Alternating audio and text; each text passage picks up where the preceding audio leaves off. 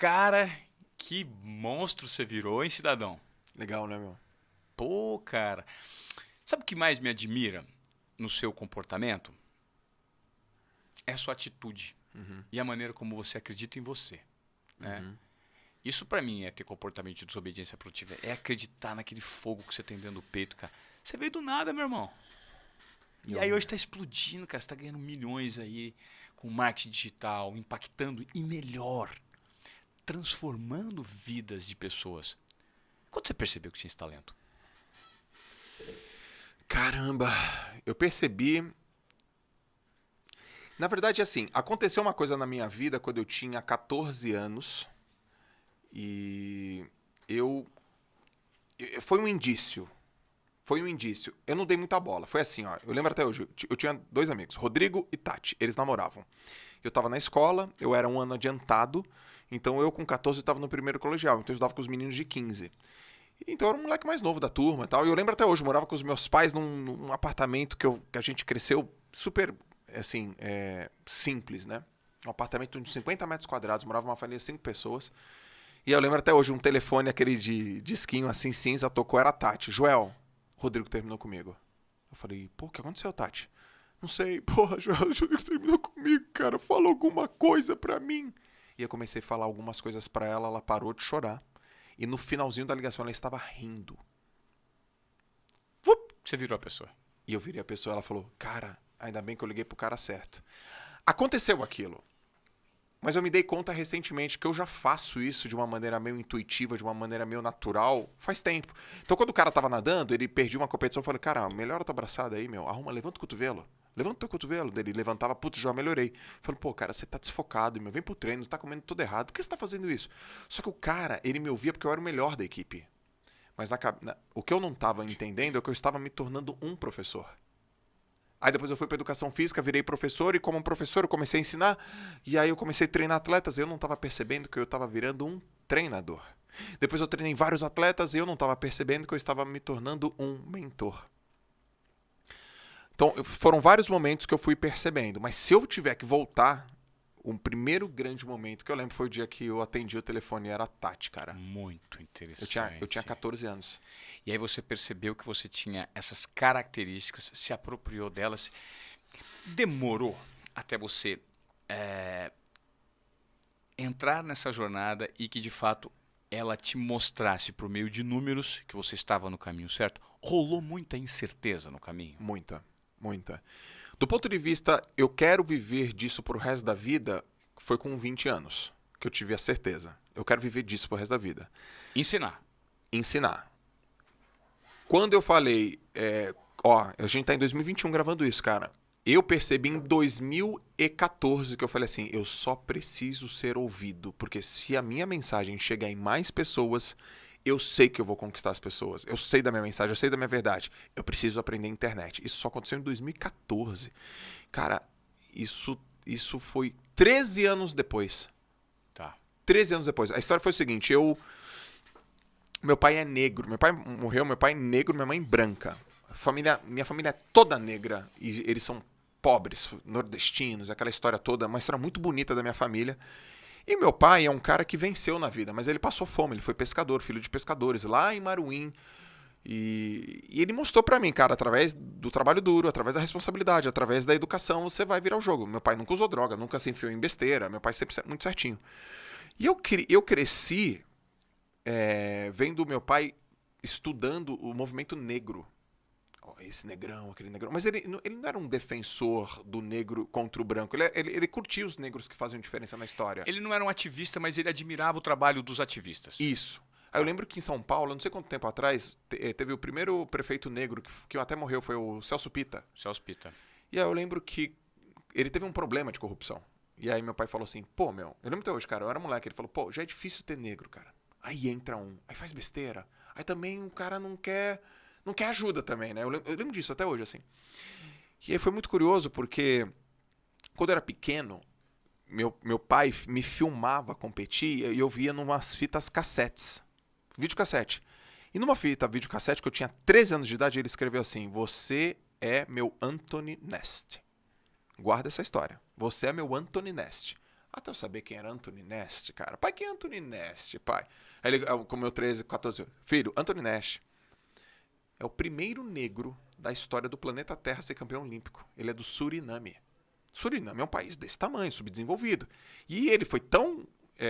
o feito dele foi tão impactante que ele virou moeda no Suriname. Então, pra mim, filho, você é o meu Anthony Nast. Que legal. Só que eu tinha 13. Aí tá bom, 14, 15, 16, 17, entrei na faculdade. 18, 19, lá na faculdade eu queria só ir pra Olimpíada. Não queria estudar, queria ir pra Olimpíada. E aí tinha que fazer o tal do TCC. Eu falei, puta, que TCC que eu vou fazer? Que TCC eu vou fazer? E aí eu fui nadar uma competição, Campeonato Paulista, eu nadei 50 metros borboleta e bati um recorde. Eu era júnior, eu bati um recorde que era melhor que todos os júnior, todos os sênior, melhor que todo mundo no meu estado. Foi um recorde incrível que eu fiz. E meu pai tava na competição, Ivan. Quando eu saio da piscina pra abraçar o meu pai, ele canta um negócio no meu ouvido, cara. Ele falou assim, filho, você não está apenas batendo recorde, você está quebrando barreiras porque dizem que negro não nada. Isso é muito poderoso. E aí eu fiz, hã? É sobre isso que eu vou escrever no meu TCC. Olha que louco, velho. Meu pai cantou, eu tava molhado, eu tenho essa foto. Meu pai cantou um negócio no meu ouvido, eu falei, é sobre isso que eu vou falar no meu TCC. Por que não tem negro nadando? E aí eu comecei a escrever, cara, meu TCC, cara, no outro ano. E eu tinha uma certeza, cara, não tem negro nadando porque a densidade óssea do negro é maior. Ele afunda. Não tem negro nadando porque a fibra muscular do negro é mais densa. Ele afunda. Deixa eu pesquisar. E não encontrei nada na literatura. Zero. Me corrija se eu estiver errado. Em compensação, para esportes de arranque e explosividade, como por exemplo 100 metros, atletismo, existe uma vantagem muscular por conta da fibra? Existe também. Isso estava descrito na literatura. A outra não. Pô, o cara para explosão tem vantagem. O cara para natação tem desvantagem. Aí eu vejo uma pesquisa que escreve assim, então se o negro tem desvantagem para esportes de resistência, por exemplo, por que os quenianos são os melhores? Aí levantou essa pergunta. Eu não achei nada. O meu estudo, que era para ser fisiológico, de estudos fisiológicos, ele virou um estudo filosófico. Ele virou um estudo de questões históricas. Eu tive que navegar na história do Brasil. Comecei a estudar história. E aí eu chego na conclusão, não é que não tem negro nadando. Não é que, a natação não é para quem é negro. A natação é para quem não é pobre. Perfeito. Só que a maior parte dos pobres são negros. Mas também a Fórmula 1 não é para negro, é para pobre. O tênis também. E aí eu entro numa discussão absolutamente histórica e falo, cara, o problema aqui é porque não tem acesso. O negro, na favela, tem acesso ao futebol, a correr, por isso que ele se dá bem nisso. E aquilo foi muito louco. Beleza, guarda isso. Eu já te falei do Anthony Nast e já te falei dessa parada. Eu fui entrevistar, minha pesquisa foi qualitativa, então eu fui entrevistar a turma. Eu também não sabia que ali estava nascendo um pesquisador. Ali era só um ex-nadador, ali era um nadador querendo passar de ano na faculdade. E aí eu encontrei na década de 70 um cara chamado Mineiro, que era um cara que teve muitos bons resultados na natação. E eu sentei na frente dele e falei, Mineiro. Eu morava em Santos, eu vim aqui em São Paulo e falei, Mineiro. Ele era negro, Mineiro. Negro. E ganhava tudo. Na época do Romulo Arantes, ele era o principal adversário do Romulo Arantes. Pra quem não sabe, que foi ator da Globo, mas foi um baita de um nadador antes. E aí ele conta assim, Joel, a minha vida foi muito difícil, mas eu tive resultado porque eu nadei em clubes. Eu tive a oportunidade de estar entre os melhores. Eu tive oportunidade. Beleza, eu fiz a pesquisa, escrevi, e ele disse assim pra mim, no dia que você for apresentar, posso ir assistir? Falei, lógico, vai ser um privilégio. Ele desceu, assistiu. Foi uma apresentação que as pessoas choraram, Ivan. Choraram, meus pais choraram, tava lotado, assim, choraram. Eu não recebi uma pergunta da banca. A banca falou assim, sem pergunta, nota 10. Uau! Uau! Aí eu falei, pô, legal. Tá bom. Aí fui, aquele negócio todo. Aí deu uns meses, eu tava nadando uma prova, e aí eu nadei os 100 metros nado livre, Campeonato Paulista Internacional, terminei a prova, pá, bati na parede, olhei, pum, tô na final, saí da piscina molhado, 2 negrões no deck da piscina de terno. Você é o Joel Moraes? Eu sou. Muito bem. O que aconteceu? Ele, cara, você sabia que o seu TCC foi o primeiro TCC desse assunto no país? Não, nós queríamos te convidar para a Semana da Consciência Negra que a gente vai fazer na Câmara Municipal de São Paulo. Você topa palestrar e falar do seu TCC? Vai o Éder Joffre, não, Éder Joffre não, outro pugilista, esqueci. Vai o primeiro pugilista medalhista, vai a primeira corredora, não sei o quê, vai Edivaldo Valério Negro, primeiro negro medalhista, você quer ir falar? Eu falei, eu? Lógico, quero. Aí fui. Cheguei lá, tinha umas 500 pessoas, Ivan. Adivinha quem os caras trouxeram para palestrar junto comigo? Dá uma dica. Eu já falei lá no começo, falei, guarda essa história.